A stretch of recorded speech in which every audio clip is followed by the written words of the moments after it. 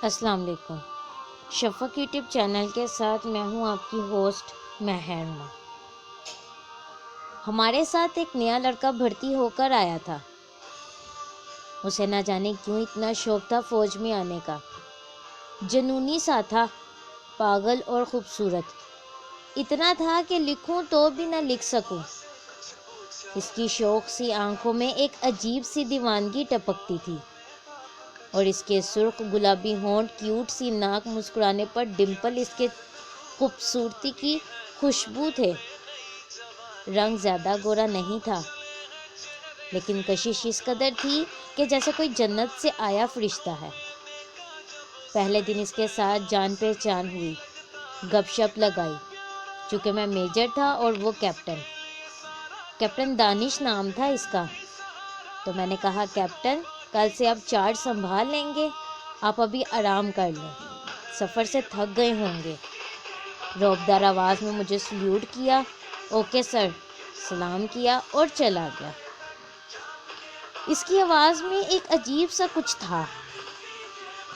دوسرے دن parade ground میں سب سے تعارف کروایا گیا۔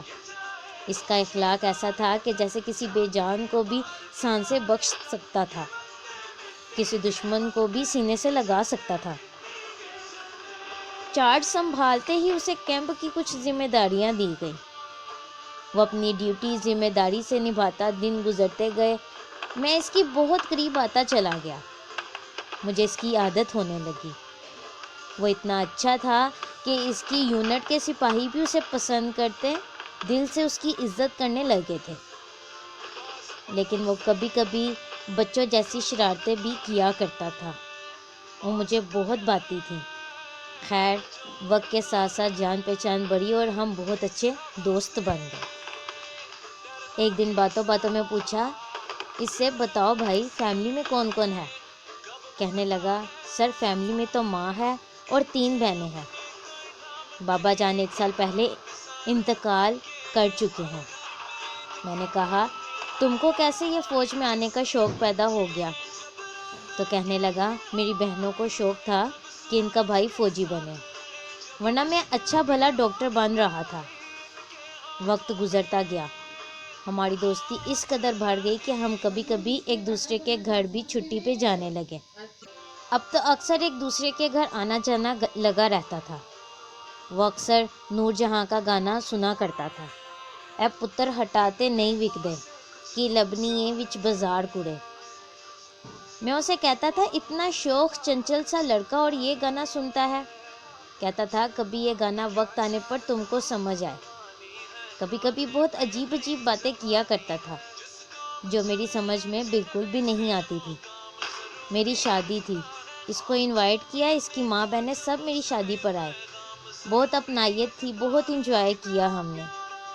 میں نے اس کی ماں جی سے کہا، آنٹی جان آپ کیپٹن صاحب کے لیے بھی کوئی لڑکی دیکھو اور اس کی بھی شادی کروا دو۔ تو شادی کی بات پر شرما سا جاتا تھا۔ 3 سال ہو گئے تھے ہم ایک ساتھ تھے۔ اس کی بہن کی شادی ہو گئی، نیا گھر لے لیا۔ اس نے چھوٹی ایک بہن کو میڈیکل میں داخلہ کروایا۔ ایک مکمل ذمہ دار سلجھا ہوا انسان تھا۔ پھر وہ وقت بھی آ گیا جس کا اس سے زیادہ مجھے انتظار تھا، جناب کی شادی کا۔ میں اسے بہت تنگ کرتا تھا، مذاق کرتا تھا، اس کی جناب کیپٹن صاحب اب آپ کے اوپر ایک اور افسر آنے والی ہے۔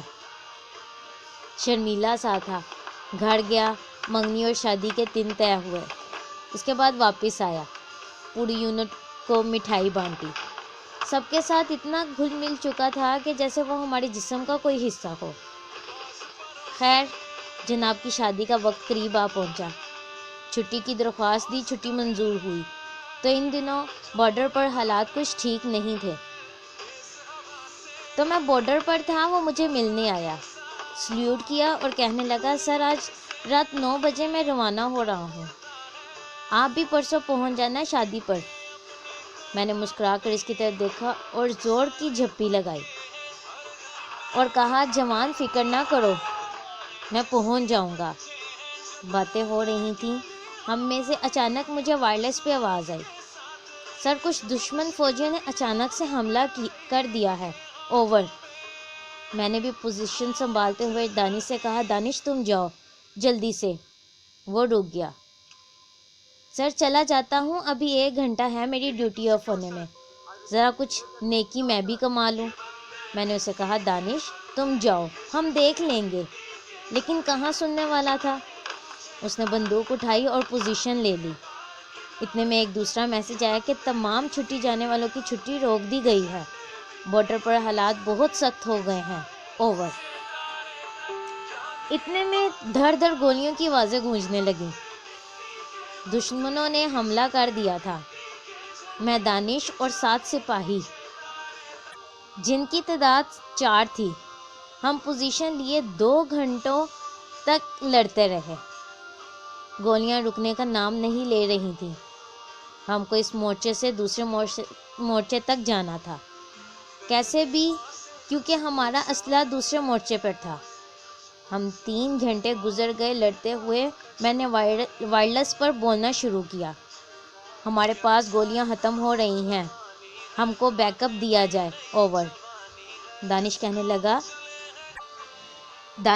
لگا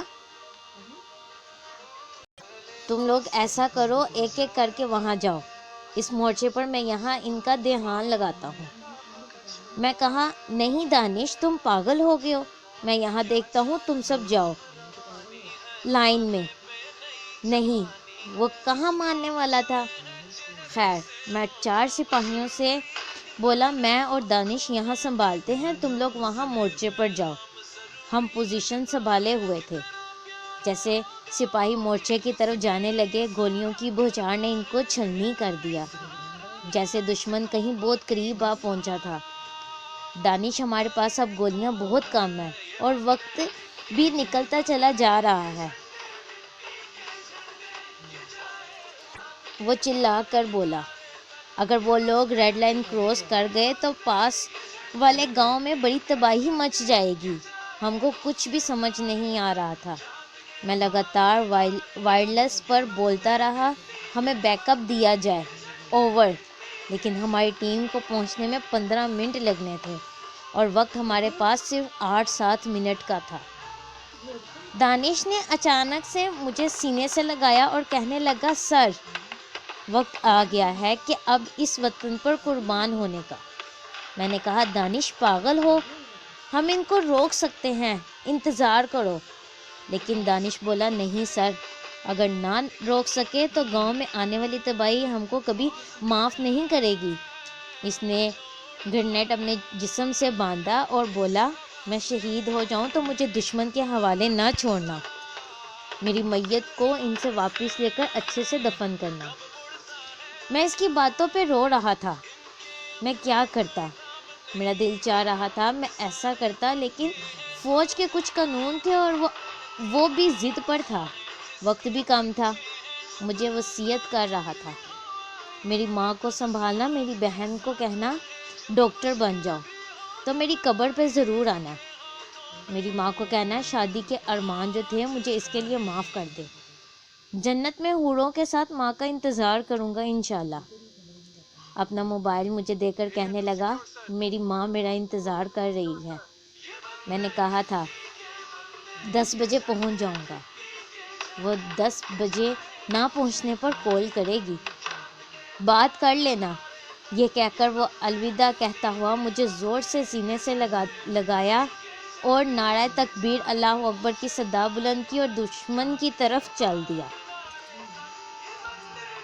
ہم فوجیوں کی زندگیاں چند لمحوں کی مہمان ہوتی ہیں، ہم کہاں کب دنیا چھوڑ جائیں ایک لمحے کی خبر نہیں۔ وہ میری آنکھوں کے سامنے جا رہا تھا اور میں چیخ چیخ کر رو رہا تھا۔ پرسوں اس کی شادی تھی، بہنیں، ماں، دلہن سب انتظار میں تھے کہ کیپٹن دانش گھر آ رہا ہے، اور یہاں خدا کچھ اور ہی پلان کر چکا تھا۔ وہ دیکھتے ہی دیکھتے ان کے پاس پہنچ کر زوردار دھماکہ کرتا ہے اور دشمن کو جہنم واصل کر دیتا ہے۔ اس کے جسم کے ٹکڑے ٹکڑے ہو گئے۔ ادھر وہ شہید ہوا، ادھر اس کی ماں کا فون آیا، یہاں رنگ ٹیون لگی ہوئی تھی۔ اے پتر ہٹاتے نہیں وکدے کی لبنی اے وچ بازار کڑے، اے دین نے میرے داتا دی نہ ایویں ٹکڑا مار کڑے۔ میرا ضبط ٹوٹا، میں چیخ چیخ کر رونے لگا۔ ایک حسین فرشتہ ملک پر قربان ہو گیا۔ میں نے سلیوٹ کیا۔ اتنے میں ٹیم پہنچ چکی تھی۔ دشمن بھی کچھ بھاگ ملے تھے، مشن میں کامیاب رہا۔ ہم فوجی پرائے ہوتے ہیں، ہم سے نفرت نہ کیا کرو، کیا پتہ کس گلی میں ہماری زندگی کی شام ہو جائے۔ کیپٹن دانش جیسے نوجوان اپنی زندگی کی پرواہ کیے بنا موت کو چوم لیتے ہیں، اور خدا بھی نصیب والوں کو یہ درجہ دیتا ہے۔ تبھی تو بیگم نور جہاں نے بھی دل سے یہ نغمہ ہمارے ملک کے نوجوانوں کے لیے پڑھا تھا۔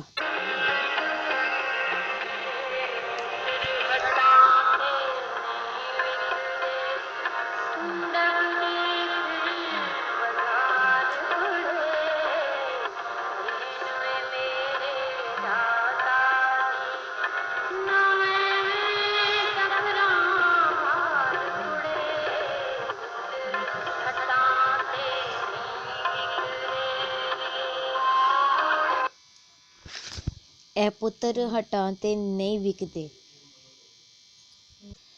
کی لبدی پھریں بازار کڑے۔ پاک وطن کے شہیدوں کو ہمارا سلام، اور ان کی ماؤں کو سلام کہ انہوں نے اپنی زندگی کا سب سے قیمتی موتی ملک کی حفاظت میں قربان کیا۔ پاک آرمی زندہ باد۔ اس طرح کی مزید ویڈیوز سننے کے لیے ہمارے چینل کو لائک اور سبسکرائب کرنا مت بھولیں۔ شکریہ۔